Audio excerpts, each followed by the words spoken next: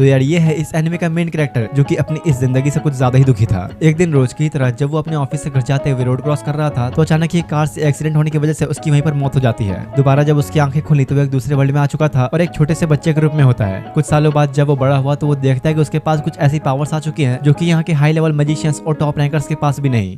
तो इस कहानी की शुरुआत में हमारे मेन कैरेक्टर को दिखाया जाता है जो कि हमेशा की तरह आज भी अपने ऑफिस में काम कर रहा होता है। रात होने पर जब उसके दोनों फ्रेंड्स घर जा रहे थे तो उसे अपनी शाम की पार्टी के लिए इनवाइट करते हैं, लेकिन क्योंकि उसका काफी सारा काम पेंडिंग था तो वो उनके साथ नहीं जा पाता। उनके जाने के बाद वो अकेला बैठा खुद से कहता है अगर मैं घर चला भी जाऊँ तो क्या फायदा, कौन सा कोई मेरा वहाँ इंतजार कर रहा है। टीवी देखना, गेम्स खेलना और काम करना, मेरी लाइफ में अब बस यही बचा है। काफी देर रात तक रुकने के बाद जब वो अपना सारा काम खत्म करके घर जा रहा था तो बस अपनी लाइफ के बारे में ही सोचता रहता है। वो अपने आप में इतना खोया था कि आसपास की जगह पर उसका बिल्कुल भी ध्यान नहीं होता और रोड क्रॉस करते वक्त अचानक एक कार के सामने आने से उसका वहीं पर एक्सीडेंट हो जाता है। ऑन द स्पॉट ही उसकी मौत हो चुकी थी। लेकिन फिर उसके साथ कुछ अजीब होता है और अब जब दोबारा उसकी आंखें खुली तो वो एक बच्चा बन चुका था, जहां इस वक्त वो एक बूढ़े आदमी की गोद में है। इसके बाद अब सीधा कुछ सालों बाद का सीन दिखाया जाता है जहां अपना मेन कैरेक्टर अब काफी बड़ा हो चुका है, यहाँ तक कि उसके पास कुछ मैजिकल पावर्स भी आ चुकी थी। वो खुद से बातें करते हुए हमें बताता है कि मेरा नाम शिन है, मैं पिछले कई सालों से यहाँ अपने दादाजी के साथ हूँ और हाँ मुझे अपनी पिछली लाइफ अच्छी तरह से याद है जहाँ मैं एक नॉर्मल सी 9 to 5 जॉब किया करता था। असल में बात यह है कि जब शिन इस वर्ल्ड में आया तो कुछ डीमंस ने उसके और उसके पेरेंट्स के ऊपर अटैक कर दिया था, लेकिन तब उस बूढ़े आदमी ने शिन की जान बचाई और तब से पिछले कई सालों से शिन उसके साथ ही रह रहा है। उसके दादाजी की वजह से आज उसके पास कुछ ऐसी मैजिकल पावर्स हैं जिसको अच्छे मैजिशियंस भी इस्तेमाल नहीं कर पाते। उसके दादाजी को तो यकीन ही नहीं होता कि एक बच्चा ऐसी मैजिकल पावर्स यूज कर पा रहा है और इनका नाम है मर्लिन। इतने में तब यहाँ पर दो लोग और आते हैं, मेलिडा और मिशाइल। मेलिडा तो ये देख के गुस्से में आ चुके थे कि आखिर शिन इतने बड़े जानवर का शिकार क्यों कर रहा है, क्योंकि यार ऐसे काम उसके इतनी उम्र के बच्चों के लिए बहुत ही डेंजरस है। लेकिन शिन के लिए तो जैसे ये भयानक जंगल एक गार्डन की तरह है, उसके लिए यहाँ के जानवरों का सामना करना कोई बड़ी बात नहीं। इसके बाद एक बार फिर से टाइम आगे बढ़ता है और 2 साल बाद का सीन दिखाया जाता है जहाँ शिन के दादाजी आज उसे एक डेमन का सामना करने के लिए ले जा रहे थे। वो उसे बताते हैं कि मैजिक तो वैसे इस वर्ल्ड में सबके लिए है, लेकिन फिर भी कुछ ऐसे लोग भी हैं जो उसे कंट्रोल नहीं कर पाते और पूरी तरह से एक डीमन में बदल जाते हैं। कुछ इंसानों ने तो डीमंस के रूप में आने के बाद शहरों में काफी नुकसान भी किया है। तब मर्लिन यानी कि उसके दादाजी उसे सर्च मैजिक यूज करने का तरीका बताते हैं जिससे आसपास से किसी भी चीज को ढूंढा जा सकता है। ये मैजिक इतना आसान भी नहीं, लेकिन फिर भी शिन ने तो बस इसे कुछ मिनटों के अंदर ही सीख लिया और अचानक ही तभी दोनों को एक डीमन के करीब होने की फीलिंग आने लगती है। जैसे ही वो लोग अब उस डीमन के पास पहुंचे तो शिन तो यहाँ खुद को कंट्रोल ही नहीं कर पाता और अपने दादाजी की कोई बात सुने बिना ही उस डीमन के ऊपर अटैक करने के लिए चला जाता है। मर्लिन को भी ये उम्मीद नहीं थी, लेकिन कुछ ही देर के लगातार अटैक्स के बाद शिन तो उस डीमन का नामो निशान ही मिटा देता है। जिसके बाद अब सीधे रात का सीन दिखाया जाता है जहाँ पर मर्लिन, मेलिडा और मिशाइल तीनों शिन के बारे में बात कर रहे थे कि उसने जिस तरह की पावर्स इस छोटी सी एज में हासिल कर ली है वो किसी नॉर्मल बच्चे के बस की बात नहीं। इन लोगों को इस बात पर शक होता है कि शिन शायद किसी दूसरे वर्ल्ड से आया है, जिस पर मर्लिन कहता है कि अगर ये सच है भी तो मुझे कोई फर्क नहीं पड़ता, मेरे लिए वो एक बेटे जैसा है। अगले दिन मर्लिन उसे अकेले मिला के उसे अपने बारे में सारी सच्चाई बताते हुए कहता है कि मैं तुम्हारा असली ग्रैंडफादर नहीं, क्योंकि कल तुमने जिस डीमन को खत्म किया वो वही था जिसने तुम्हारे पेरेंट्स को मारा। ये किसी चमत्कार जैसा ही है कि उस डीमन ने तुम्हें कुछ नहीं किया, शायद तब उसने तुम्हें देखा नहीं था। वैसे यार अपने बारे में सारी बातें शिन को पहले से पता थी। उसके दादाजी भी हैरान होते हुए उसे पूछते हैं कि आखिर ये सब जानने के बाद तुम्हारा कोई रिएक्शन क्यों नहीं है। हाँ, क्योंकि मैंने अपने पेरेंट्स को कभी देखा ही नहीं और वैसे भी उस डीमन को मारकर मैंने उनकी मौत का बदला तो ले ही लिया है और मैं इस बात से काफी खुश हूँ कि इस वक्त आप लोग मेरे साथ हैं। उसकी बातों से तो मर्लिन इतना इमोशनल हो गया कि खुशी के मारे रोने ही लग जाता है। एक बार फिर से दोबारा टाइम बीतता है और अब 5 साल बाद का वक्त दिखाया गया जहाँ अपना शिन अब 15 साल का हो चुका है। उससे मिलने के लिए उसके घर पर 4 लोग आए हुए थे, अंकल डिस, क्रिस्टियाना, मार्क्स और टॉम। असल में चारों ही शिन के दादाजी के यानी कि मर्लिन के काफी पुराने साथी हैं। वो उससे पूछते हैं कि वैसे अब तुम क्या करने वाले हो, क्योंकि अब तो तुम काफी बड़े भी हो चुके हो। तो शिन बताता है कि मुझे तो खुद नहीं पता, क्योंकि मैं कभी इस जंगल से बाहर निकला ही नहीं, इसलिए मैं पहले पास के किसी टाउन में जाकर बाहर की दुनिया को देखना चाहूंगा। उससे थोड़ी और बातें करने के बाद सबको ये पता चलता है कि असल में शिन तो आज तक कभी शॉपिंग करने भी नहीं गया। इसका मतलब शिन ने इस जंगल के अलावा और कुछ भी नहीं देखा। मर्लिन उसे माफी मांगते हुए कहता है कि माफ करना, मैंने तो इसे ये सब कभी सिखाया ही नहीं। टेलीपोर्टेशन मैजिक के जरिए शिन उसके दादाजी के साथ सभी को लेकर मैदान में आता है, जहाँ आज वो इन सबको अपनी मैजिकल एबिलिटीज दिखाने वाला है। मर्लिन तब उसे अपना सबसे पावरफुल मैजिक इस्तेमाल करने को कहता है, जो सुनते ही शिन आसपास एक मैजिकल सर्कल क्रिएट करते हुए ब्लू फ्लेम्स बनाकर दिखाता है। इन सब की आंखें तो ये देख के फटी की फटी रह जाती है, क्योंकि आज से पहले किसी ने भी ब्लू फ्लेम्स नहीं देखी थी। और सिर्फ इतना ही नहीं, शिन उन फ्लेम्स का यूज करके सामने वाले पहाड़ पर अटैक करता है, जिससे एक बड़ा ब्लास्ट होता है और वहाँ की जमीन के ऊपर भी एक बहुत ही बड़ा होल हो चुका था। सबकी भाई ये देख के फट के 4 हो जाती कि आखिर शिन के पास इतनी पावर्स आई कहाँ से। मेलिडा तो गुस्से में मर्लिन को ही पकड़ के डांटने लगे कि आखिर तुम्हें पता भी है तुमने क्या किया, एक छोटे से बच्चे से तुम ऐसा मैजिकल स्पेल कैसे करवा सकते हो। अब इससे पहले कि दोनों एक दूसरे का सर फोड़ दे, शिन आगे दोनों को शांत कराता है। सब लोग अब वापस आकर आपस में बैठ के बस इसी बात पर चर्चा करने लगे कि आखिर शिन को बाहर की दुनिया में भेजना चाहिए या फिर नहीं, क्योंकि उसकी ऐसी पावर्स को देख के लोग उसे हासिल करने के लालच में उस पर अटैक भी कर सकते हैं। तब शिन के अंकल डिस सभी से कहते हैं क्यों ना हम शिन को मैजिक एकेडमी में भेज दें, अभी इसके लिए वही सबसे अच्छा ऑप्शन होगा। ओह, तो कहीं तुम्हारा इरादा इसे अपने आर्मी में रखने का तो नहीं? नहीं, मैं आपसे प्रॉमिस करता हूँ कि मैं कभी भी इसे अपने साथ शामिल नहीं करूंगा। शिन के पूछने पर अंकल डिस उसे बताते हैं कि मैजिक एकेडमी रॉयल कैपिटल में एक स्कूल है जहाँ टैलेंटेड बच्चों को मैजिक यूज करने का तरीका सिखाया जाता है। उस अकेडमी में काफी दूर दूर से बच्चे भी एडमिशन लेने के लिए आते हैं, तो इससे तुम वहाँ पर काफी सारे दोस्ती बना पाओगे। लेकिन अगर तुम्हें वहाँ एडमिशन लेना है तो एंट्रेंस एग्जाम देना होगा, जो कि काफी टफ होता है। यही बातों बातों में शिन को ये भी पता चलता है कि अंकल डिस असल में सिटी किंगडम के किंग हैं और क्रिस्टियाना रॉयल गार्ड्स के ऑर्डर पर अंकल डिस को प्रोटेक्ट करने के लिए उनके साथ रहती है। और तो और मार्क्स भी काफी हाई लेवल मैजिक डिवीजन का मैजिशियन है। ये सब सुन के अब जब शिन मिशेल के बारे में पूछता है तो वो बताता है कि अभी मैं रिटायर हो चुका हूँ, लेकिन असल में मैं पहले नाइट कमांडर हुआ करता था। शिन सोचता है कि अब यार चल क्या रहा है, इतने सालों से मैं इन लोग के साथ था, लेकिन मुझे तो पता भी नहीं कि लोग इतने हाई पोस्ट वाले लोग हैं। लेकिन उसे एक बात नहीं समझ में आती कि आखिर एक किंग उसके दादाजी का दोस्त कैसे बन गया। तो उसके अंकल डिस उसे बताते हैं कि दरअसल सालों पहले जब डिमस ने हमारी कंट्री पर अटैक किया था तब मेरी उम्र काफी कम थी, लेकिन मैं फिर भी किसी की बात न मान के उस डिमस से अकेले ही लड़ने चला गया। उस वक्त अगर मास्टर मर्लिन और मिस मेलिडा मेरी जान बचाने को ना आते तो मेरा मरना तो पक्का तय था। जब से इन दोनों ने मिलकर उस पावरफुल डीमन को हराया, पूरे देश के लोग इन्हें हीरोज मानने लगे और टाइम बीतने के साथ मैं इन लोगों से काफी अच्छी जान पहचान भी हो गई। मतलब कि शिन के दद्दू और दादी जिन्हें अब तक वो नॉर्मल समझ रहा था, वो तो असल में एक टाइम पर इस दुनिया के हीरोज हुआ करते थे। ये सब सुनकर तो उसे खुद के ही होश उड़ जाते हैं कि भाई ये चल क्या रहा है, मुझे ये सब बातें अब पता लग रही हैं। जिसके बाद अगले सीन में दिखाया जाता है कि काफी सालों बाद मर्लिन और मेलिडा शिन के साथ किंगडम में रहने के लिए आते हैं। इन दोनों का घर तो यार किसी आलिशान महल से कम नहीं होता, जहाँ पर काफी सारे वर्कर्स और सर्वेंट्स भी मौजूद थे। सच में अगर ये लोग इतने अमीर है तो अब तक पता नहीं जंगलों में क्यों रह रहे थे। शिन अब सिटी घूमने के लिए बाहर निकलता है, जहाँ पहली बार वो इस वर्ल्ड के लोगों और यहाँ के नजारों को देख रहा था। काफी देर तक घूमते घूमते वो एक गली में पहुंचता है जहाँ कुछ बदमाश दो लड़कियों के साथ जबरदस्ती कर रहे थे। वो ये देखते ही बस कुछ सेकंड्स के अंदर ही उन्हें अच्छी तरह से पेल देता है। दोनों ही लड़कियां उससे काफी खुश होकर उसे बचाने के लिए थैंक्स कहती है और उनमें से एक की क्यूटनेस पर तो शिन लगभग खो ही चुका था। तीनों ही अब एक कैफे में आते हैं जहाँ पर इन दोनों का नाम पता चलता है। इस लाल बालों वाली का नाम मारिया और ब्लू वाली का नाम सिसिली है। इनसे बात करने पर शिन को पता चलता है कि ये दोनों लड़कियां भी मैजिक एकेडमी के अंदर एंट्रेंस एग्जाम देने वाली है। वो अब जब दोनों से ही हाथ मिलाकर उन्हें एग्जाम के लिए गुड लक कहता है तो सिसिली का चेहरा बिल्कुल ही लाल हो गया। तो समझ जाओ कि यहाँ कुछ तो गड़बड़ है। बातों बातों में मारिया उससे पूछती है क्या तुम जानते हो मिस्टर मर्लिन और मिसेस मेलिडा हाल ही में सिटी में वापस लौटे हैं। कितनी खुशी की बात है, मैं तो उनसे मिलने के लिए काफी एक्साइटेड हूँ। ये सुन के तो यार अब तुम लोग भी समझ ही गए होगे कि ये और किसी की नहीं बल्कि अपने शिन के दादा और दादाजी की बात कर रही है। शिन उससे पूछता है किसका मतलब तुम्हें वो दोनों काफी पसंद है। हाँ तुमने सही कहा, और मैंने सुना है कि इस साल तो उनका ग्रैंडसन भी एंट्रेंस एग्जाम देने वाला है। वो तो हमारी एज का ही होगा, पता नहीं मैं उससे कब मिलूंगी।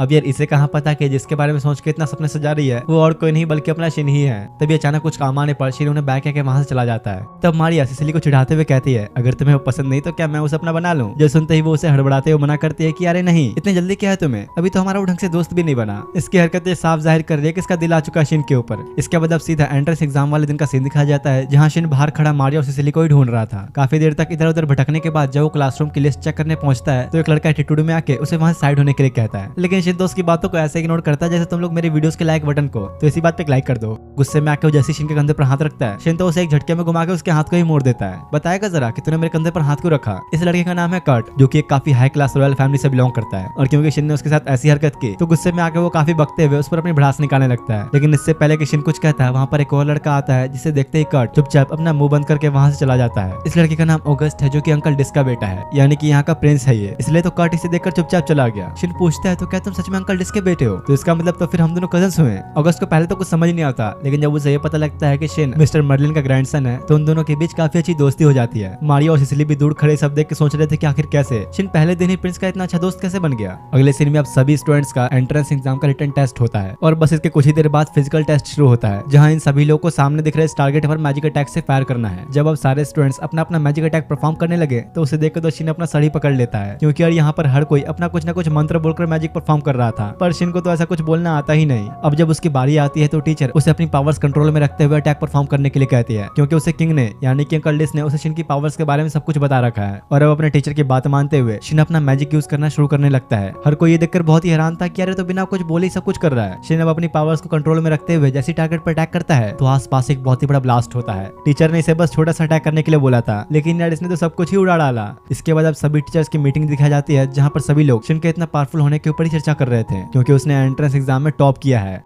एग्जाम पास करने के बाद अगले दिन शिन और अगस्त एकेडमी की यूनिफॉर्म लेने जाते हैं। वहाँ बैठे टीचर उसे कहते हैं कि तुम्हारी यूनिफॉर्म पर ऑलरेडी डिफेंस मैजिक यूज कर दिया गया है, तो इसे तुम्हें फिर से करने की कोई जरूरत नहीं। जो सुनते शिन एक इवली स्माइल देते हुए सोचता है अगर मैं इस पे एक बार फिर से अपना वाला मैजिक करूँ तो। टीचर उसे तब बताते हैं कि तुमने एग्जाम में टॉप किया है, इसलिए तुम्हें एंट्रेंस सेरेमनी में एक स्पीच देनी होगी। शिन सोचता है कि यार यार कहाँ फंस गया मैं, अब मुझे स्पीच भी देनी होगी। वैसे अगर आप ध्यान दे तो प्रिंस ऑगस्ट भी यहाँ पर है, इनके होते हुए भला मैं कैसे स्पीच दे सकता हूँ। तो ऑगस्ट कहता है कि अरे नहीं ऐसा नहीं है, हमारे इस स्कूल में रॉयल्स और बाकी बच्चों के बीच बिल्कुल भी फर्क नहीं करते, सब लोग बराबर हैं, इसलिए सबको टीचर्स ने जो स्कोर दिए हैं उनके हिसाब से ही काम करना चाहिए। असल में यार बात यह है कि प्रिंस बड़ा चालू है, इसलिए अपने आप को बचाने के लिए शिन को बातों में उलझाकर उसके ऊपर ही सारी जिम्मेदारी सौंप देता है। दूसरी तरफ ये कर्ट काफी गुस्से में आ चुका था और खुद से कहता है मैं इस क्लास में होने के बजाय एक क्लास में कैसे हो सकता हूँ। और तो और जिस लड़के ने मुझे प्रिंस के सामने शर्मिंदा किया उसने इस एग्जाम को टॉप कर लिया। अब चाहे कुछ हो जाए मैं उससे बदला लेकर रहूंगा। इधर शिन के घर का सीन दिखाया जाता है जहाँ वो अपने यूनिफॉर्म पर पहले से किए गए डिफेंस मैजिक को हटाकर अपना मैजिक लगाने की कोशिश कर रहा था और वो बड़ी आसानी से इसमें कामयाब भी हो जाता है। खुशी के मारे वैसे जोर से चिल्लाने लगा कि जैसे उसने कोई जंग जीत ली हो। क्या हुआ, तुम शांत नहीं रह सकते क्या, इतना चिल्ला क्यों रहे हो। शिन अब जब मेलिडा को अपना यूनिफॉर्म दिखाता है तो उसके तो होश उड़ जाते हैं, पर ऐसा क्यों ये तुम्हें आगे पता लगेगा। इसके बाद सीधा बैंडर सेरेमनी वाला दिन दिखाया जाता है जहाँ शिन और उसके दादा दादी गेट पर खड़े उसे कहते हैं तुम अपने इस यूनिफॉर्म के बारे में किसी को मत बताना, नहीं तो बहुत बड़ी गड़बड़ हो जाएगी। असल में आज के दिन ही शिन को अपनी स्पीच देनी है, इसलिए वो काफी घबराया हुआ था और हर एक सच्चे दोस्त की तरह अगस्त उसको मोटिवेट करने के बजाय उसको और मजे ही लेता है। सेरेमनी के टाइम पर टीचर ने जैसे शिन का पूरा नाम लेकर उसे स्टेज पर बुलाया तो मारियो और सिसिली पूरी तरह हैरानी हो जाते हैं क्योंकि शिन का सरनेम है वॉलफोर्ड, यानी कि वो मिस्टर मर्लिन वॉलफोर्ड का ग्रैंडसन है। और ये जानने के बाद तो ये कर्ट अंदर ही अंदर और ज्यादा गुस्से में जलने लगता है क्योंकि उसका मानना है कि शिन की जगह पर उसे होना चाहिए।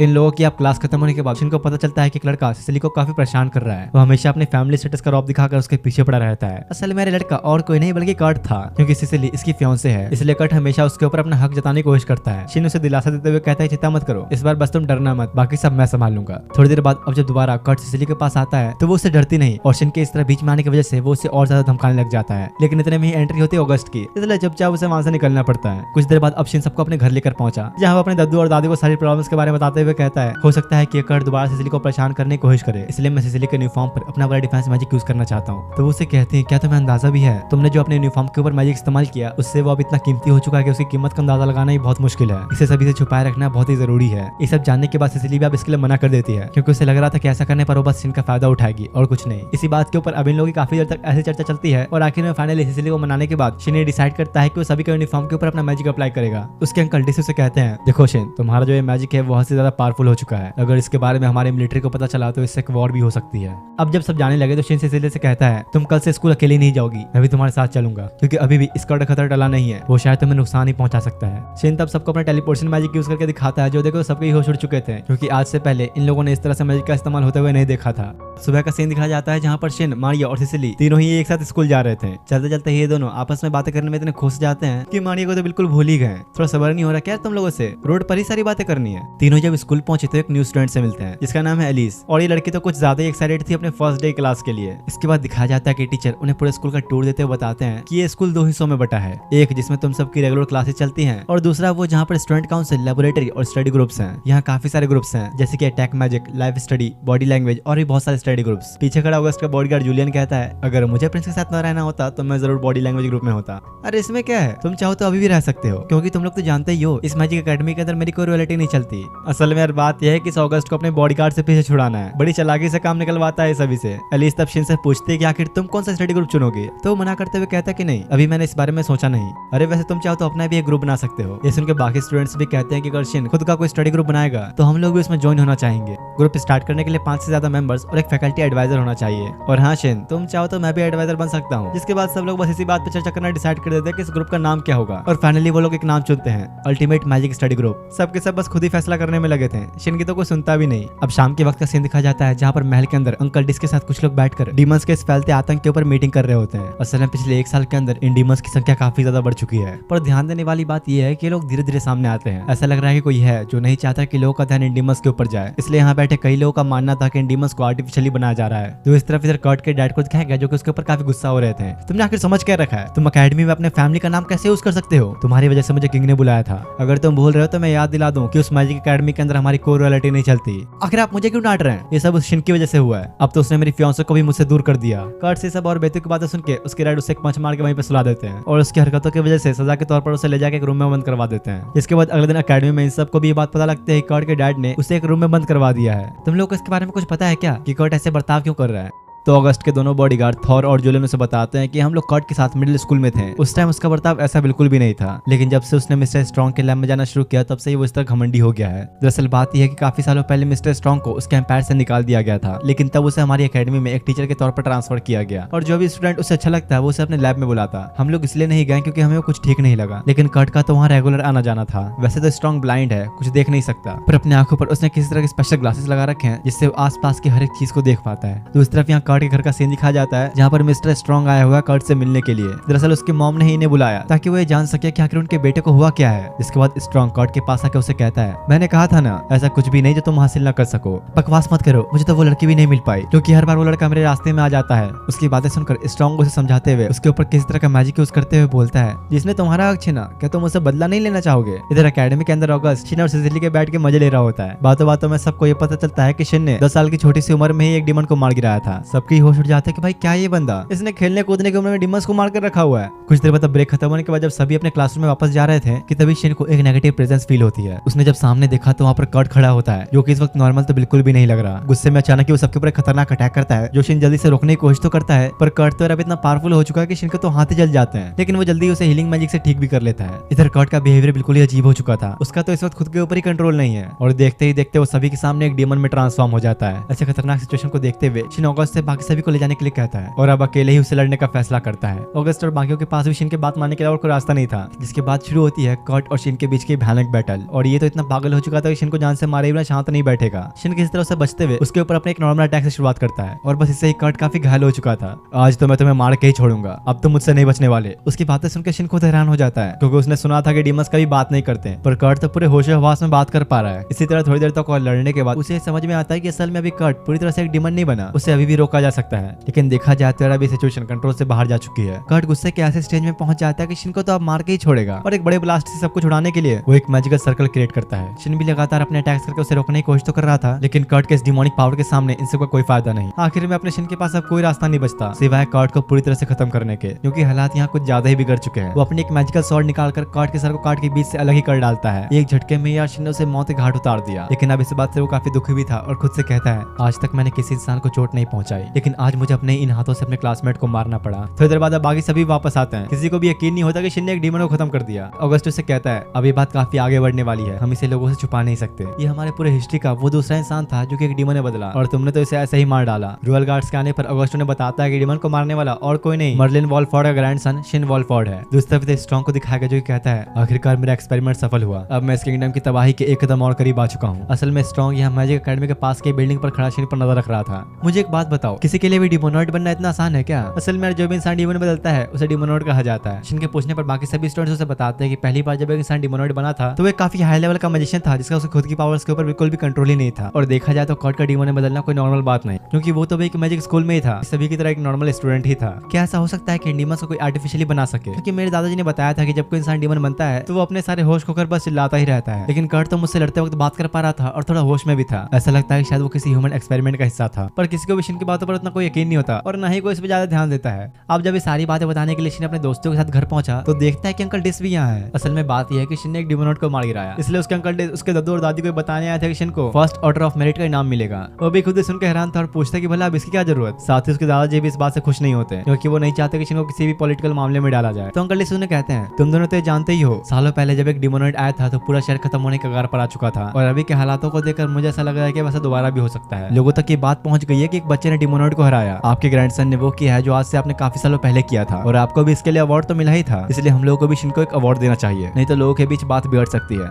चलो ये सब तो ठीक है, लेकिन याद रखना अगर तुमने अपना वादा तोड़ा तो हमें शहर छोड़कर हमेशा हमेशा के लिए चले जाएंगे। जिस पर डिस खुद मेरिलिन के सामने जो कोई प्रॉमिस करता है कि वो ऐसा कभी नहीं होने देगा। सबके ये देख कर होश उड़ जाता है कि भाई यहाँ पे चल क्या रहा है। किंग ने तो शिन के दादाजी के सामने अपना सर झुका लिया। इसके बाद सीधा अगले दिन का सीन दिखाया गया जहाँ पर शिन जब इन दोनों के साथ स्कूल जा रहा था तो आसपास की सारी लड़कियां बस उसके बारे में ही बात कर रही होती हैं। देखो ये तो वही है जिसने डिमोनॉइड को हराया था। शिन की पॉपुलैरिटी तो भाई अब इतनी ज्यादा बढ़ चुकी है कि स्कूल में आधे से ज्यादा स्टूडेंट्स बस उसके ही ग्रुप में ज्वाइन होना चाहते थे। उनका टीचर भी सोचे पड़ जाता कि भाई अगर सबके सब शिन के ही ग्रुप में ज्वाइन हो जाएंगे तो बाकी के ग्रुप्स का क्या होगा। इसलिए वो यहाँ पर एक शर्त रखते हुए सभी से कहता है कि जो भी स्टूडेंट डायमेंशन मैजिक का सही यूज कर पाएगा सिर्फ वही शिन के ग्रुप में ज्वाइन हो सकता है। दूसरी तरफ इधर अंकल डिस को दिखाया गया जो कि अपने दो मिनिस्टर्स को उस डिमोनॉइड के बारे में इन्हें बता रहे होते हैं, जहाँ इन्हें भी अभी लगता है कि उन डिमोनॉइड्स को कोई आर्टिफिशियली बना रहा है और क्योंकि शिन का भी शक अब इसी चीज पर है तो वो इस चीज के ऊपर इन्वेस्टिगेशन का फैसला करते हैं ये देखने के लिए कि आखिर इस बात में कितनी सच्चाई है। इधर एकेडमी के अंदर दिखाया जाता है जहाँ पर शिन के ग्रुप में दो नए मेंबर्स को ज्वाइन किया गया है, बीन और ओलिविया। ये दोनों ही टीचर के सारे टेस्ट को पास करके शिन के ग्रुप में आए हैं। जहाँ बीन की फैमिली पूरे शहर में पावरफुल वेपन्स बनाने के लिए मशहूर है, वहीं ओलिविया के फैमिली का खुद का एक वर्ल्ड फेमस रेस्टोरेंट है। शिन बीन से पूछता है, क्या तुम मेरे लिए एक वेपन बना सकते हो? अरे नहीं नहीं, मैं इतना कोई प्रोफेशनल नहीं, मुझे तो बस थोड़ा बहुत ही आता है। वैसे भी यार तुम्हारे वेपन्स ने तो एक डिमोनॉइड तक को मार दिया था, इसलिए उसके साथ छेड़छाड़ करना मेरे बस की बात तो नहीं। तो शिन कहता है कि चिंता मत करो, वो बस एक रेगुलर स्वॉर्ड है जिसके ऊपर मैंने कुछ मैजिक स्पेल्स यूज किए हुए हैं। मैं चाहता हूँ कम से कम तो इसमें कुछ इंप्रूवमेंट्स करके इसे और पावरफुल बनाओ। शिन के थोड़ा बहुत और समझाने के बाद फाइनली बीन इसके लिए मान जाता है। दूसरी तरफ दिखाया गया कि दो इन्वेस्टिगेटर्स को ये पता चला है कि कर्ट डिमोनॉइड बनने से पहले मिस्टर स्ट्रॉन्ग से मिला था, इसलिए वो लोग अब शाम के टाइम पे जांच पड़ताल करने के लिए स्ट्रॉन्ग से मिलने आते हैं और उससे पूछते हैं कि आखिर तुम्हारी आंखें कैसे खराब हुई।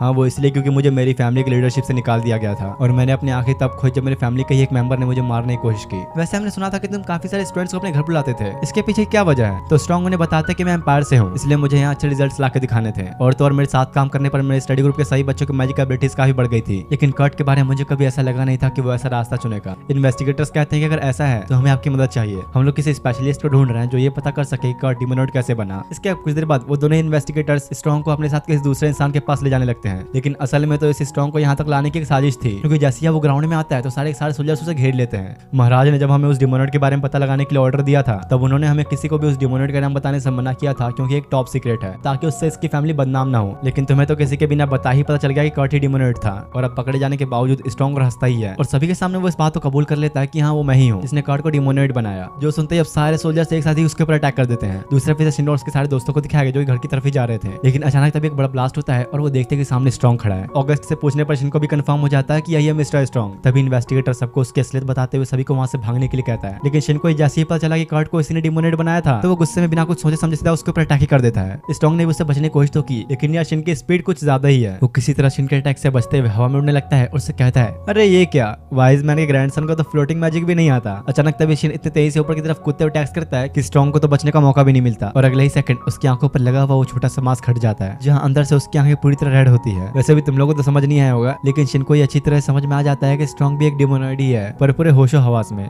मैं इंसानों से अब काफी ज्यादा ऊपर आ चुका हूँ, तुम इंसान तो मेरी जूते के बराबर भी नहीं। जो सुनकर शिन काफी गुस्से में इस बार अपना फाइनल अटैक ब्लू फ्लेम्स का यूज करता है, पर इसका भी कोई फायदा नहीं होता। स्ट्रॉन्ग ये देख के उसका और मजाक उड़ाने लगता है, क्या हुआ बच्चे, चुप गए क्या? लेकिन यार असल में तो शिन ने यहाँ पर कुछ और ही किया है। आसमान में एक काफी बड़ा मैजिकल सर्कल क्रिएट होने लगता है और उसके पूरा बनते ही बहुत सारे अटैक स्ट्रॉन्ग के ऊपर एक साथ बिना रुके ही बरसना शुरू कर देते हैं। ये मैजिक तो इतना पावरफुल था कि देखते ही देखते कुछ सेकंड्स में स्ट्रॉन्ग का पूरा नामो निशान ही मिट जाता है।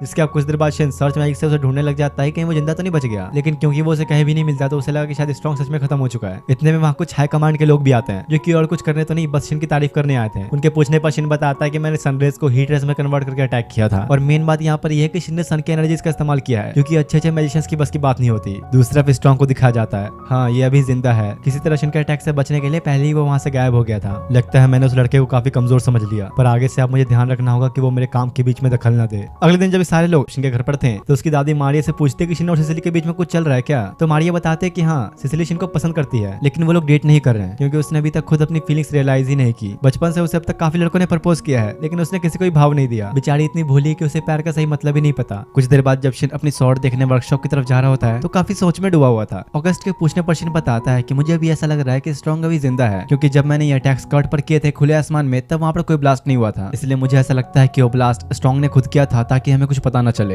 इस पर ऑगस्ट से कहता है, वहाँ तुम्हें जो भी वेपन पसंद है तुम ले सकते हो, हम लोग तुम्हें वो दिलाएंगे, क्योंकि अगर सच में स्ट्रॉन्ग जिंदा है तो तुम्हारे अलावा उसे कोई और नहीं मार सकता। इसके बाद जब ये सब बीन के वर्कशॉप में उसके डैड के पास उसे मिलने पहुंचे तो वो कुछ काम में लगा होता है, इसलिए बीन के ऊपर चिल्ला देता है कि मुझे डिस्टर्ब मत करो। लेकिन जैसे ही ऑगस्ट को उसने अपने सामने देखा तो खुद अपने घुटनों पे बैठ के उससे माफी मांगने लगता है। तो ऑगस्ट उन्हें बताता है कि यह शिन वॉलफॉर्ड वाइज मैन मर्लिन का ग्रैंडसन, और आपको इसके लिए एक पावरफुल वेपन तैयार करना है। ये सुनकर तो बीन के डैड हैरानी हो गए, क्योंकि उन्हें याद आ जाता है कि ये तो शिन है जिसने डिमोनॉइड को हराया था, और वो खुशी खुशी उसके लिए वेपन बनाने के लिए तैयार हो जाता है। दूसरी तरफ एम्पायर के इंपीरियल कैसल के अंदर दो लोगों को बात करते हुए दिखाया जाता है, जहाँ जेस्ट नाम का ये आदमी दूसरे को बता रहा था कि किंगडम के अंदर मेरा एक स्पाई है। उसी से मुझे खबर मिली है कि हाल ही में कुछ डिमोनॉइड्स ने किंगडम में अटैक किया है। अच्छा ऐसी बात है, फिर तो किंगडम पर कब्जा करने के लिए हमें इससे अच्छा मौका नहीं मिलेगा। इधर वर्कशॉप से बाहर आने पर शिन सबसे ऊपर वाले फ्लोर पर देखता है, जहाँ पर काफी सारी एक्सेसरीज मिलती हैं। वो सोच रहा था कि क्यों ना वो सिसिली के लिए भी कुछ ले ले, लेकिन सिसिली तो इधर मनी मन अपने सपने साथ जाने लगी कि कहीं शिन उसे रिंग तो नहीं देने वाला। ये बात को आगे बढ़ाने के लिए कुछ रोमांटिक आइटम, पर शिन तो यार सोच रहा था कि वो किसी मैजिकल वेपन को लेकर उसके ऊपर अपना डिफेंस मैजिक कर दे। इस वर्ल्ड में आने के बाद इसे मैजिक के अलावा और कुछ सोच ही नहीं रहा। बेचारी सिसिली के सपने भी तोड़ दिए इसने। कुछ देर बाद जब वो दोनों शॉप में जाते हैं तो देखते हैं कि यहाँ पर काफी सारी रिंग भी मिल रही है, इसलिए मौका न गवाते हुए फाइनली वो उसे एक रिंग लेकर पहना देता है। माहौल तो यहाँ ऐसा बन चुका है कि जैसे दोनों की एंगेजमेंट चल रही हो। इसके बाद सीधा अवार्ड सेरेमनी वाले दिन का सीन दिखाया जाता है, जहाँ पर शिन को अवार्ड देने के लिए बुलाया होता है। शहर के काफी सारे लोग भी इस अवार्ड सेरेमनी में आए हुए थे। किंग उन्हें बताता है कि मैंने अपने दोस्त वाइज मैन मर्लिन से एक प्रॉमिस किया था कि कभी भी मैं शिन को पॉलिटिक्स या मिलिट्री के साथ जोड़ने की कोशिश नहीं करूंगा। अगर उनसे मेरा ये वादा टूटेगा तो वो लोग सिटी पार्टी को छोड़कर हमेशा हमेशा के लिए चले जाएंगे, इसलिए आप सभी लोग भी इस बात का खास ध्यान रखें। सेरेमनी खत्म होने के बाद जब मारिया, शिन और सिसिली स्कूल जाने के लिए बाहर निकलते हैं तो यहाँ काफी सारे लोग शिन को देखने के लिए खड़े उसका इंतजार कर रहे थे। अवार्ड मिलने के बाद तो शिन की पॉपुलैरिटी आसमान छू चुकी है, तो लोगों की भीड़ से बचने के लिए शिन को टेलीपोर्टेशन मैजिक का इस्तेमाल करना पड़ता है। क्लास में आने के बाद वो सभी से कहता है, किंगडम के हालात देखते हुए मैं चाहता हूँ कि तुम सबको मैजिक में लेवल अप करना चाहिए, क्योंकि हो सकता है कि नौबत यहाँ तक आ जाए कि हमें अपने लिए खुद लड़ना पड़े। लेकिन अब इससे पहले कि मैं तुम लोगों को मैजिक सिखाना शुरू करूँ, पहले मुझे ये देखना होगा कि आखिर तुम लोग किस लेवल पर हो। शिन मैजिक से रिलेटेड अपने ज्ञान की सारी बातें उन्हें बताता है, लेकिन क्योंकि अब वो काफी लेवल में ऊपर जा चुका है तो किसी को भी उसकी बातें समझ ही नहीं आती। सबको ध्यान में रखते हुए वो ये तय करता है कि वो इन्हें बिल्कुल शुरुआत से मैजिक सिखाएगा। साथ ही शिन उन्हें अपने मैजिक का एक छोटा सा नमूना भी दिखाता है। उसके इस छोटे से मैजिक में भी इतनी ताकत थी कि सबके यहीं पर फट के चार हो जाती है। अगर तुम लोग इतने से मैजिक को भी कंट्रोल नहीं कर पाए तो आगे नहीं बढ़ सकते, इसलिए हम लोग अब से रोज प्रैक्टिस करना शुरू करेंगे। दूसरी तरफ स्ट्रॉन्ग को दिखाया गया जो कि अभी एम्पायर में है और जख्मी होने की वजह से हॉस्पिटल में इस वक्त एडमिट है। उसके साथ एक लड़की बैठी होती है जिससे वो कहता है, शायद हमारे एम्पायर में वॉर की तैयारी चल रही है, इसका मतलब जेस्ट ने अच्छा काम किया है, और वो जोर जोर से हंसने लगता है। इधर जब शिन मैजिक की प्रैक्टिस के लिए सबको लेकर अपने घर आया तो उसके दादाजी पूछते हैं कि बोला तुम इस गेट से क्यों आए, तो कहता है कि अब मैं क्या ही बताऊं, कुछ ज्यादा ही फेमस हो चुका हूं मैं। शिन जब मर्लिन को सब बताता है कैसे उसने इन सबको मैजिक सिखाने का फैसला किया है तो मर्लिन सभी के सामने टेलीपोर्टेशन गेट का यूज करके दिखाता है, क्योंकि अब तक सबको ये लग रहा था कि सिर्फ शिन ही ऐसे मैजिकल पावर्स का यूज कर सकता है, लेकिन ऐसा नहीं है। वो कहता है कि अगर तुम लोग चाहो तो शिन जैसी पावर्स हासिल कर सकते हो, बस तुम्हारा फोकस और मैजिक कंट्रोल अच्छा होना चाहिए। कुछ देर बाद पता चलता है कि मर्लिन यानी कि शिन के दादू ने सभी को एक गेट मैजिक इसलिए करके दिखाया था ताकि लोग उसे अलग नजरिए से न देखें, क्योंकि आधे से ज्यादा लोग तो ऐसा ही सोचते हैं कि शिन उनमें से एक है भी या नहीं। इसके बाद अगले दिन का सीन दिखाया जाता है जहाँ पर शिन का वेपन अब बन चुका है। वो जब अब उस स्वॉर्ड में लगे एक बटन को प्रेस करता है तो उसमें से एक ब्लेड निकल के अलग हो जाती है, क्योंकि ये वेपन खास सिर्फ शिन के लिए ही बनाया गया है। ऑगस्ट तब उससे पूछता है कि मैं तुम्हारे जैसे वेपन्स का अपनी आर्मी में यूज कर सकता हूँ, इससे काफी कम खर्चे में एक अच्छी स्वॉर्ड बन जाएगी, इससे खर्चा भी कम होगा और स्वॉर्ड्स भी बन जाएंगे। हमारे किंगडम को अभी इसकी काफी जरूरत है, क्योंकि शायद जल्द ही एक बड़ी वॉर शुरू होने वाली है। ये सुनकर जब अब सब कोई ऑगस्ट से इस बारे में सवाल पूछने लगा कि आखिर ये वॉर क्यों हो रही है, तो वो बताता है कि एम्पायर ने हमारे खिलाफ वॉर की तैयारी शुरू कर दी है। सिचुएशन अगर ज्यादा खराब हुई तो हमें भी इस जंग में जाना पड़ सकता है, लेकिन चाहे कुछ भी हो जाए शिन को वॉर में शामिल नहीं किया जाएगा।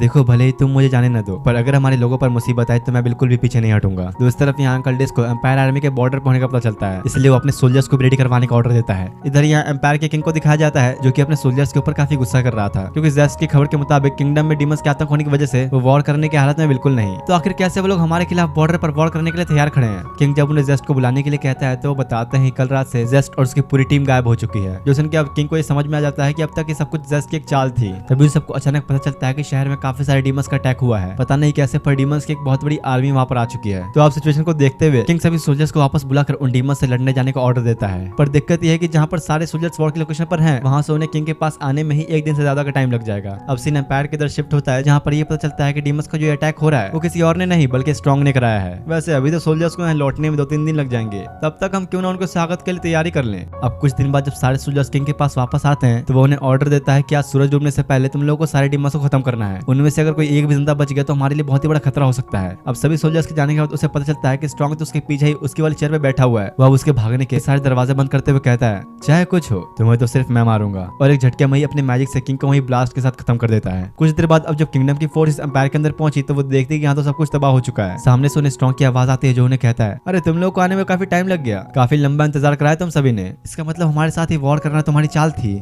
हाँ थी तो, लेकिन अब तुम लोग ये बातें किसी को बताने लायक नहीं रहोगे। और तब अचानक किंगडम के फोर्सेस के सामने एक साथ बहुत सारे डिमोनेट्स आ जाते हैं। इसके बाद अगले दिन महल में चल रही मीटिंग दिखाई जाती है जहाँ वो सभी लोग अंकल डिस को सारी बातें बताते हैं कि कैसे वॉर की पूरी साजिश स्ट्रॉन्ग ने रची थी, वो भी जिंदा है और उसके पास डिमोनेट्स की एक बहुत बड़ी आर्मी भी है, इसलिए हम सभी बिना लड़े ही वापस लौट आए। ये बातें जानकर अंकल डिस और परेशान हो जाते हैं कि भाई अब करना क्या चाहिए, आखिर ये स्ट्रॉन्ग चाहता क्या है। दूसरी तरफ इधर अकेडमी के अंदर टीचर बेशिन और उसके सारे दोस्तों को वो सारी बातें बता देता है जो भी स्ट्रॉन्ग ने एम्पायर में किया। अब हो सकता है कि यहाँ की आर्मी को उनसे लड़ने के लिए हमारी जरूरत पड़े, इसलिए हम सबको लेवल अप करना होगा। तो अब से हम नाइट ट्रेनिंग स्कूल के साथ मिलजुल कर प्रैक्टिस करेंगे। लेकिन शिन को ये समझ नहीं आता कि सभी ने सुन के ऐसा मुंह क्यों बना लिया। तो असल में यार बात यह है कि नाइट ट्रेनिंग स्कूल के बच्चों से इन सब की बिल्कुल भी नहीं बनती, उल्टा वो लोग तो इन्हें चढ़ाते ही रहते हैं, इसलिए कोई भी नहीं चाहता कि अब उनके साथ हाथ मिलाया जाए। वो तब शिन से पूछते हैं, तुम तो मैजिक और स्वॉर्ड दोनों का यूज कर सकते हो, क्या तुम्हें किसी नाइट ने ट्रेनिंग दी है? अरे हाँ, मुझे मेरे अंकल मिशेल ने ट्रेनिंग दी थी। ये सुनकर तो सबके होश उड़ जाते हैं, क्योंकि मिशेल को यहाँ के लोग बहुत ही प्रोफेशनल स्वॉर्ड्समैन मानते हैं, उसके जैसा स्वॉर्ड्समैन पूरे किंगडम में और कोई नहीं। शिन उन्हें कहता है कि अब तुम लोग अपने ये फालतू झगड़े छोड़ो, हमें साथ मिलकर ट्रेनिंग करनी चाहिए। कुछ देर बाद अब सारे स्कूल ट्रेनिंग के लिए कैपिटल गेट के पास आते हैं, जहाँ उन्हें अपनी टीम बनाकर फॉरेस्ट के अंदर जाकर डीमंस को खत्म करना है। एक टीम में 4 मैजिक एकेडमी के स्टूडेंट्स और 4 नाइट स्कूल के स्टूडेंट्स होंगे, जहाँ शिन की टीम में ऑगस्ट, मारियो और सिसिली के साथ 4 नाइट स्कूल के ट्रेनिंग के स्टूडेंट भी थे। उनसे बातें करते हुए उन्हें समझाने की कोशिश करता है कि अब हमें साथ मिलकर काम करना चाहिए, इसलिए अब तक चलते आ रहे इस फालतू के झगड़े का कोई फायदा नहीं। लेकिन उसकी बातों से इन लोगों के बीच और ज्यादा ही लड़ाई शुरू हो जाती है। काफी देर तक बहस करने के बाद जब वो सब फॉरेस्ट में पहुंचे तो देखते हैं कि मार्क्स और क्रिस्टियाना उनके एडवाइजर के तौर पर आए हैं। और यार तुम सभी को ये दोनों याद है कि भूल गए? अपने अपने स्कूल में दोनों बहुत फेमस भी हैं। ट्रेनिंग के लिए जब सब उस फॉरेस्ट के अंदर जाने लगे तो नाइट ट्रेनिंग स्कूल के स्टूडेंट्स आगे आगे चल रहे थे, क्योंकि आते वक्त इन सभी की लड़ाई होने की वजह से ये लोग मैजिक एकेडमी वालों का साथ नहीं लेना चाहते। तभी शिन और मार्क्स को पास ही एक डीमन का पता चलता है जो कि काफी करीब था, लेकिन इससे पहले कि वो लोग कुछ कर पाते अचानक उस डीमन ने ही अटैक कर दिया। नाइट ट्रेनिंग वाले अब खुद को साबित करने के लिए सबसे पहले जाके उस डीमन के ऊपर अटैक करने लगते हैं, पर कोई फायदा नहीं होता। सबके सब कुछ सेकंड में हार कर जमीन पर लाचार पड़े थे और इस बार हमेशा की तरह एक झटके में उस डीमन के सर को धड़ से अलग कर देता है, जिसे चारों मिलकर भी नहीं हरा पा रहे थे। क्रिस्टियाना उन्हें डांटते हुए कहती है, तुम सब खुद को हमेशा बहुत ही आगे समझते हो, लेकिन असलियत तो ये है कि तुम्हें बैटलफील्ड की जरा भी नॉलेज नहीं है। शिन और उसके फ्रेंड्स के मुकाबले तुम लोग कुछ भी नहीं। ये सब सुनने के बाद अभी इन्हें थोड़ा अपनी गलती का रियलाइज होता है और अब जब सिसिली आके उन्हें अपने माइक से हील करने लगी तो ये सारे के सारे उस पर ही फिदा हो जाते हैं। जिसके बाद से तो लोग मधुमक्खी बन के सिसिली के आसपास ही मंडराने लगते हैं, जो देखकर तो भाई अपने शिन की बहुत ही जल रही थी। बेचारे ने खुद को बस किस तरह कंट्रोल किया हुआ था। ऑगस्ट उससे कहता है कि अगर तुम्हें सच में जलन हो रही है तो उन्हें बोल दो ना कि भाई तुम लोग मेरी वाली से दूर रहो, लेकिन दिक्कत ये है कि वैसा कुछ बोल नहीं सकता क्योंकि इनका लव अभी ऑफिशियल नहीं हुआ। अचानक तभी मार्क्स और शिन को आसपास कई सारे डीमंस को होने का एहसास होता है। तभी कुछ एडवाइजर्स भी आके उन्हें वहां से चले जाने के लिए कहते हैं, क्योंकि सामने से 100 से भी ज्यादा डीमंस इसी तरफ आ रहे हैं। क्रिस्टियानो ने कहते कि अब बस तुम सभी लोग शिन का ये शो पॉपकॉर्न लेके एंजॉय करो। जिसके बाद वो अब एक ऐसा मैजिक यूज करने वाला होता है जिसे आज से पहले उसने कभी नहीं किया। इतने नजदीक आ रहे सारे के सारे डीमंस को वो एक झटके में खत्म कर डालता है। सिर्फ इतना ही नहीं, सामने का पूरा जंगल भी डीमंस के साथ साथ ऐसे गायब हो गया कि जैसे वहाँ कभी कुछ था ही नहीं। लगता है इसने उन लड़कों का गुस्सा भी इन डीमंस पर ही उतार दिया। उसकी पावर्स देख के अब वो लड़की जो कि कुछ देर पहले काफी बड़ी बड़ी बातें कर रही थी खुद ही आके शिन से माफी मांगने लगती है। मुझे माफ करना सिसिली, मैंने तुम्हारे बॉयफ्रेंड को काफी बुरा भला कहा। अरे नहीं नहीं, तुम गलत समझ रही हो, हमारे बीच ऐसा कुछ भी नहीं है। उसके कहने के बाद बेचारे दोनों एक दूसरे से शर्माने लग जाते हैं। इसके बाद से अब शिन की पूरी टीम एक साथ मिलकर डीमंस से फाइट करने लगती है और पहली बार नाइट ट्रेनिंग स्कूल के स्टूडेंट्स भी साथ मिलकर काम कर रहे थे।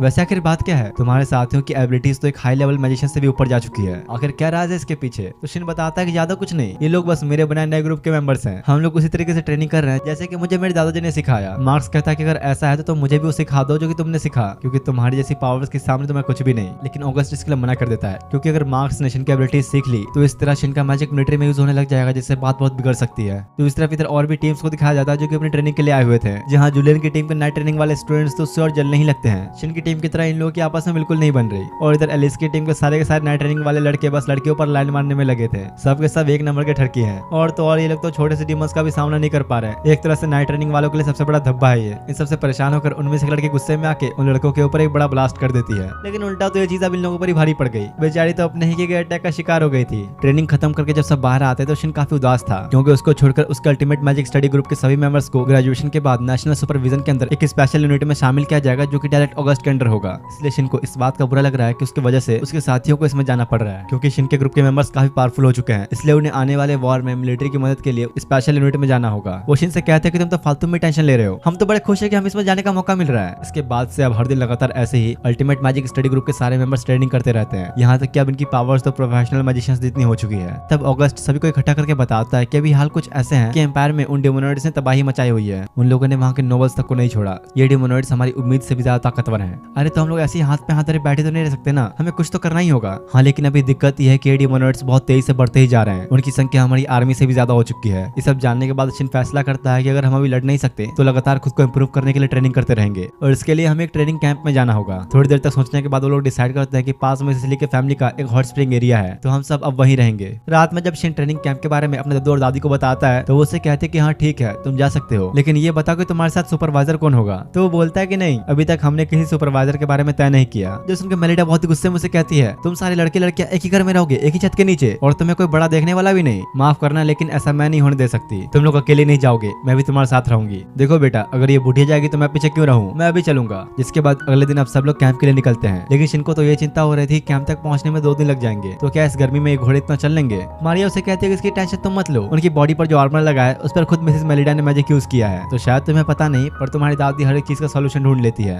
शाम होने पर अब जब वो लोग एक घने जंगल से गुजर रहे थे तो उनके सामने कई सारे डीमंस आते हैं, लेकिन इस बार उनका हाल पहले जैसा नहीं। अब तो ये लोग आपस में इस बात पे लड़ने लगे कि डीमंस को हराएगा कौन। सब कुछ लिपटा के 2 दिन सफर करने के बाद वो लोग उस सिटी में पहुंचते हैं जहाँ पर सिसिली रहती है, और तो और ये जगह उनकी उम्मीद से भी ज्यादा खूबसूरत है। सिसिली के घर में एंटर करते ही काफी सारे सर्वेंट्स उन सबका वेलकम करते हैं। ये तो भाई शिन से भी ज्यादा अमीर निकली। रात में वो हॉट स्प्रिंग में नहाते टाइम सबकी अपनी अपनी अलग मस्ती चल रही थी और इन लड़कियों का तो भाई कुछ अलग ही चल रहा है। अगले दिन सचिन के दद्दू और दादी खुद ही इन लोगों की ट्रेनिंग शुरू करते हैं, जहाँ पर हर कोई पूरी जी जान लगा के मेहनत कर रहा था। कुछ समय बाद अब शिन अपना एक नया मैजिक ट्राई करने वाला होता है, जो कि शायद थोड़ा खतरनाक भी होने वाला है, इसलिए सब उससे बचने के लिए एक बैरियर बना लेते हैं। अभी से शुरू करते हुए एक बड़ा मैजिक बॉल क्रिएट करके सामने की तरफ तेजी से फेंकता है और इसका रिजल्ट सही में काफी भयंकर था। उसके मैजिकल बॉल की वजह से सामने की पूरी जमीन जल के राख हो चुकी थी। क्या कर रहे हो तुम? आखिर तुमने ऐसा अटैक क्यों किया? प्लीज मुझे माफ कर दीजिए, मुझे खुद नहीं पता था कि ये इतना ज्यादा खतरनाक होगा। वैसे शिन के इतने भयंकर मैजिक अटैक के बाद भी कोई ब्लास्ट नहीं हुआ, मतलब ट्रेनिंग का कुछ तो फायदा हो रहा है। आज की ट्रेनिंग से थक हार के जब सब घर जाने लगे तो ऑगस्ट शिन से कहता है, क्या तुम मुझे अपने टेलीपोर्टेशन गेट से महल ले चलोगे? बात यह है कि काफी टाइम से मुझे डिमोनॉइड से रिलेटेड कोई न्यूज नहीं मिली, इसलिए मुझे थोड़ा जानना है कि आखिर किंगडम में चल क्या रहा है। जिसके बाद अब शिन जैसे ही उसे महल के अंदर लेकर आया तो सामने एक लड़की खड़ी थी जिसका नाम है एली और असल में ये ऑगस्ट की फियांसे है। ये जानने के बाद तो शिन भी हैरान था, क्योंकि ऑगस्ट ने कभी किसी को इस बारे में नहीं बताया था। एली उस पर काफी गुस्सा होती है कि आखिर तुम मुझे और मेरे को अकेले छोड़कर कैसे जा सकते हो। इतने में तभी वहाँ पर मे नाम की एक छोटी सी लड़की आती है, जो कि असल में ऑगस्ट की छोटी बहन है। दोनों ही जब बेचारे लाचार अकेले ऑगस्ट के ऊपर टूट पड़े तो किंग यानी कि उसके डैड उससे कहते हैं कि तुम इन दोनों को लेकर चले जाओ। वहाँ मिस्टर मेर्लिन और मिसेस मेलिडा तो होगी ही, तो टेंशन की तो कोई बात ही नहीं है। इसके बाद ऑगस्ट शाम में अपना सारा काम खत्म करके एली और मे को लेकर कैंप में वापस आता है। सब यहाँ पर एक दूसरे से काफी मस्ती वाली बातें करते हैं, जहाँ बातों बातों में शिन की दादी सभी को उसके बचपन के बारे में बता देती है, जिससे हर कोई उसके ऊपर काफी हंसने लगता है। लेकिन सिसिली को शिन का ऐसा मजाक उड़ाना देखा नहीं गया और सबके सामने वो उससे कहती है, तुम फिक्र मत करो, चाहे तुम जैसे भी हो, मुझे पता है हमारे बच्चे क्यूट होंगे। सिसिली को खुद ये बात थोड़ी देर बाद रियलाइज होती है कि उसने भी सबके सामने क्या बोल दिया और शर्म से लाल होकर जल्दी से वहाँ से भाग जाती है। इसके बाद अब रात होने पर शिन खुद सिसिली को प्रपोज करने के लिए उसके पास जाता है। आज तो भाई ये फुल कॉन्फिडेंस में है। शुरू में तो दोनों ही एक दूसरे से बात नहीं कर पा रहे थे, लेकिन फाइनली शिन अपनी दिल की बातें उसे बता ही देता है। सिसिली भी इसमें काफी खुश हो गई और अपनी फीलिंग कन्फेस कर देती है कि मैं भी तुमसे बहुत प्यार करती हूँ। और यार प्रपोज करने के बाद क्या होता है तो तुम लोग जानते ही हो। तो बस यहाँ भी ये लोग वही करने वाले थे, लेकिन तब उन्हें पता चलता है कि यहाँ तो और भी कई सारे लोग इस मोमेंट को देखने आए हुए हैं। यहाँ तक कि बाद शिन के दद्दू और दादी भी पूरी पलटन के साथ मिलकर इन्हें चुपके से देख रहे थे। इतने अच्छे खासे मोमेंट पे सबने पानी फेर दिया। हिम्मत करके शिन सबके सामने अनाउंस कर देता है कि अब मैं और सिसिली ऑफिशियली रिलेशनशिप में है, मतलब वही सोना बाबू बेबी वाला सीन शुरू होगा इनके बीच। अगले दिन जब सुबह सुबह दोनों एक दूसरे से मिलते हैं तो काफी शर्माने लगे। सिसिली उसे कहती है कि क्यों ना तुम मेरे पेरेंट्स से मिलकर उन्हें हमारे बारे में बता दो, फिर हमें किसी से भी छुपना नहीं पड़ेगा। तो शिन भी इसके लिए मान जाता है, क्योंकि कभी ना कभी तो ये करना ही था। जिसके बाद अगले सीन में वो सिसिली के पेरेंट्स के सामने बैठा होता है। हिम्मत देख रहे हो, कल ही प्रपोज किया और आज शादी की बात करने पहुंच गया। शुरुआत में तो वो भी काफी डर रहा था कि पता नहीं उसके पेरेंट्स ये जाने के बाद उसका क्या हाल करेंगे, लेकिन यहाँ पर इसका बिल्कुल ही उल्टा होता है। सिसिली के डैड तो शिन से बड़े खुश होते हुए कहते हैं कि तुमने क्या खबर सुनाई है, तुम हमारी बेटी से शादी करोगे, इससे अच्छी बात और क्या हो सकती है। मैं तो बहुत ही खुश हूँ, हमारी तरफ से तो पूरी हाँ है। सिसिली की मामू से कहती है, देखो हम लोग नोबल फैमिली से हैं, हमने तुम्हें परमिशन तो दे दी है, लेकिन तुम ऐसे ही सिसिली के साथ डेट नहीं कर सकते। पहले तुम्हें उसके साथ एंगेजमेंट करनी होगी, उसके बाद ही तुम उसे डेट कर सकते हो। इस पर शिन तो पूरा सीरियस होते हुए हाँ कह देता है। काफी जोश में आज ये तो।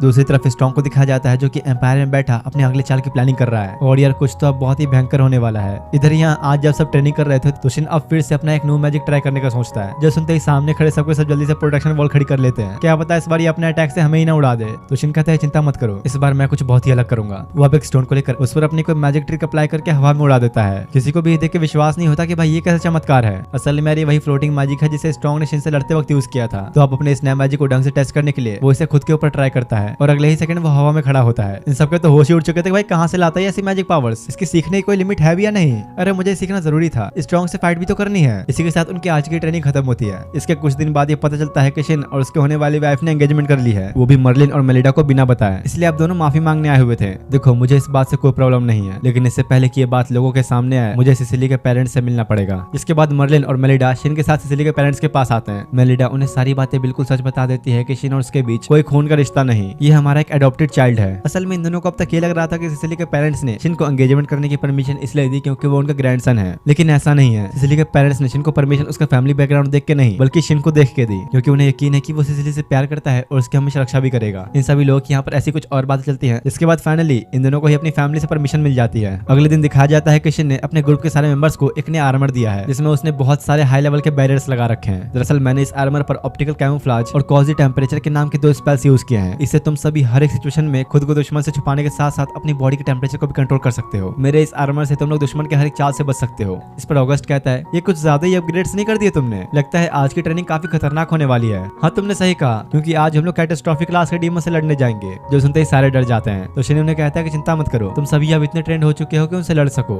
इसके बाद अब सभी लोग जंगल में आते हैं, जहाँ थोड़ी देर तक ढूंढने के बाद उन्हें कैटास्ट्रॉफिक क्लास डीमंस के पास होने का एहसास होता है। शिन तब सबको समझाता है कि देखो, असल में लायंस के अंदर बहुत ज्यादा पावर्स होती हैं, लेकिन उनकी कमजोरी ये है कि वो बहुत स्लो हुआ करते हैं, इसलिए हम लोगों को उन पर दूर से ही अटैक करना होगा। जिसके बाद अब शिन 5 स्टूडेंट्स को सबसे पहले उनका सामना करने के लिए कहता है, जिसमें सिसिली भी शामिल थी। लेकिन शिन, ये लोग तो हमारे सपोर्टर्स हैं, तो क्या इनको उस डीमन से लड़ने देना सही होगा? चिंता करने की कोई बात नहीं, मुझ पर यकीन करो, ये लोग उसके लिए काफी होंगे। जिसके बाद वो पांचों अब उसका सामना करने के लिए आ चुके थे। धीरे धीरे वो डीमन भी उनकी तरफ चलते हुए आने लगता है। सबके सब अटैक करने के लिए तैयार खड़े थे, और जैसे ही शिन ने उन्हें फायर करने को कहा तो वो सब एक साथ उसके ऊपर टूट पड़ते हैं। इन लोगों की पावर्स अब इस लेवल पर जा चुकी थी कि बस उनके अटैक से आसपास एक बहुत ही बड़ा ब्लास्ट होता है, और उस डीमन का तो उसी वक्त नामो निशान ही मिट जाता है। उन्हें खुद यकीन नहीं होता कि उन लोगों ने कैटास्ट्रॉफिक क्लास को हराया। शिन सभी से कहता है, मुझे तो पता ही था कि तुम लोग ये कर लोगे, और जरा सोचो, सिर्फ सपोर्टर टीम में कैटास्ट्रॉफिक क्लास को हरा सकती है, तो इसका मतलब ये हुआ कि हमारे मेन यूनिट का हर एक मेंबर अकेले ही ये कैटास्ट्रॉफिक क्लास के डीमन को हरा सकता है। और जैसा शिन ने कहा, यहाँ होता भी वैसा ही है, बारी बारी अटैकर टीम के मेंबर्स अकेले ही उस डीमन को हरा देते हैं। ये देखने के बाद शिन कहता है, अब तुम सबका एक लेवल और ऊपर जाने का टाइम आ चुका है। तो अगस्त उसे कहता है कि अरे भाई, इतनी भी जल्दी क्या है, फिलहाल तो अब तेरा टाइम आ चुका है एक लेवल ऊपर जाने का। असल में यार बात यह है कि आज शिन के एंगेजमेंट की पार्टी होनी है, क्योंकि इन लोगों की एंगेजमेंट तो पहले हो चुकी है, तो ये उसी चीज की पार्टी जिसमें काफी सारे लोग इन्वाइट होंगे।